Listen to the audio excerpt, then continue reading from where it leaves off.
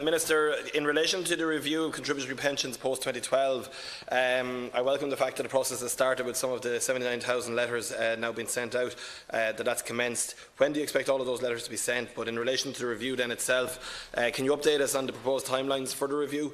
How long do you expect that to take? And when do you hope that the entire review process be completed? Thank you, Minister. Thanks, Deputy Hayden. Just to update the House, the pensioners that were born on or after the 1st of September 1946 affected by the 2012 changes in the rate bands can have their state pension contributory entitlement calculated under our new interim total contributions approach. The announced changes will also provide for up to 20 years of home caring credits in the pension entitlement calculations for those who took time out of their workplace for parenting or caring duties. And significant preparatory work was required to design and develop the necessary IT system changes and the necessary legislation provisions to underpin these changes, as I published last week in the Social Welfare Bill.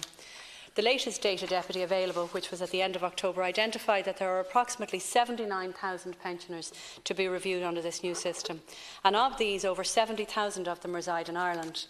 The first 11,000 information letters issued last week to Irish residents, and I anticipate that the remainder will issue by the end of this week or at the latest early next week. There are over 8,000 pensioners resident outside of Ireland, and we expect those people to get their letters in December. The letter informs pensioners that our department will contact them again directly with either the outcome of their individual review, where we already have sufficient information available to make a decision for them, or to request further information where we have gaps in their social insurance records. But it isn't necessary for anybody to contact the department. We will do the contacting towards the people who are going to be recipients of it. Over 60 temporary staff have been recruited to examine the social insurance records of all of these pensioners, and the phase is expected to continue till the end of this year. Following further recruitment planned for January 2019, the reviews and the payments will commence in Q1 next year, and it will take my department probably a number of months to work through the reviews and the payments. And where an increase is awarded, it will be paid straight away and backdated to the 30th of March 2018 or the person's 66th birthday, if later than the 30th of March, and the arrears will be paid. Pensioners who do not qualify for an increase will continue to receive their existing rate of entitlement, and I hope that brings it up to date. Deputy Hayden. That's very informative, and as I've said, we've discussed this in the House previously, Minister. It's an issue that's of huge concern to the people affected, and also, properly communicating information to them is absolutely key. So those letters, as they arrive later this week and early next week, will be very much welcomed. The 79,000, Minister, those people, can you just confirm, is that everybody who has a post-2012 pension in receipt of that? Can I just ask, in terms of your department, and I'm sure there's a logistical nightmare to try and take it on, how many staff roughly are working on these reviews? And do you hope to be able to gather all the information from the time spent carrying that from your own department records, or do you envisage that you will need to go back? Will the pensioners themselves be given an opportunity, or be expected to provide information themselves?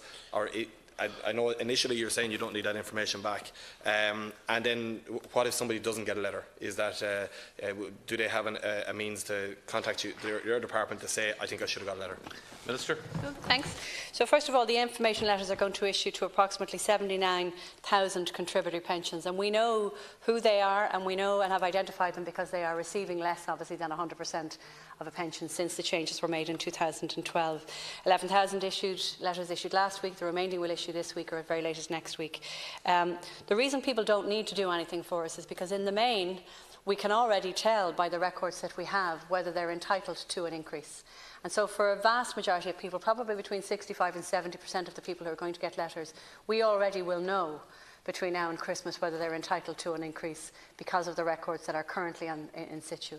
For those people who have gaps, they're the people that we'll be inviting to come on to mywelfare.ie and to fill in those gaps for us. So for argument's sake, a lady might have taken out 10 years in the 70s or the 80s to look after her children, but maybe we just don't have a record of our children. But there's lots of different reasons why people could have been out of the system caring. Because heretofore, it would have only been looking after your children. This particular caring credit could be a relative, an elderly relative, a parent, an uncle, an Auntie Mary. Thank you, Minister. So where the gaps in the system, in our system records, we will invite people to fill in those gaps, and then we will conduct the review.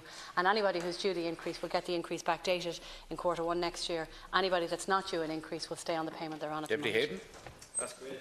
Thanks very much for that, Minister. And I'm also mindful of the fact that when this is reported in the media, it is predominantly females that are discussed, but there are probably 25 to 30% male, a lot of whom are men who left the country in the 80s when there wasn't employment to work in England and send wage pay packets home, but then had that break in contributions, and they're equally badly affected as well.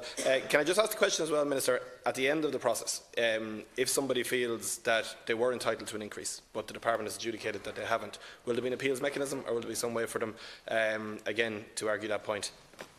Minister, thanks. So first of all, Deputy, anybody that left the country to go and work in another country can either avail of the credits. If there's a reciprocal arrangement between the country that they went to work in and Ireland, they can arrange for their credits to be obviously included in their record. The gaps can only be filled in this system by caring credits. So people that went to work, for argument's sake, in London, they're not going to be able to come home and say they were missing. They have to actually show who they were caring for and during the period of time that they were caring for them. And they can give us that information genuinely on a bona fides kind of operation. There are some people who won't be able to prove that in 1974 they were doing something, but we'll accept and accept their bona fides and take them. As with everything, there's an appeal. So if somebody doesn't feel that we've satisfied the gaps in their system, or in their records, they can certainly sit down with us. But I would hope that during the review process over the next couple of months, and in the interactive website that we've established, mywelfare.ie, that they'll be able to provide us with all of the information. We will go and check it out. If there's any anomalies or stuff, we'll talk to people. But what the ultimate aim of this Parliament was that we would recognise that there were people who were getting less of a pension that they should have done because of the rate changes that were made in 2012, and we want to rectify that from the 30th of March next year, which is what we're going to do. Minister.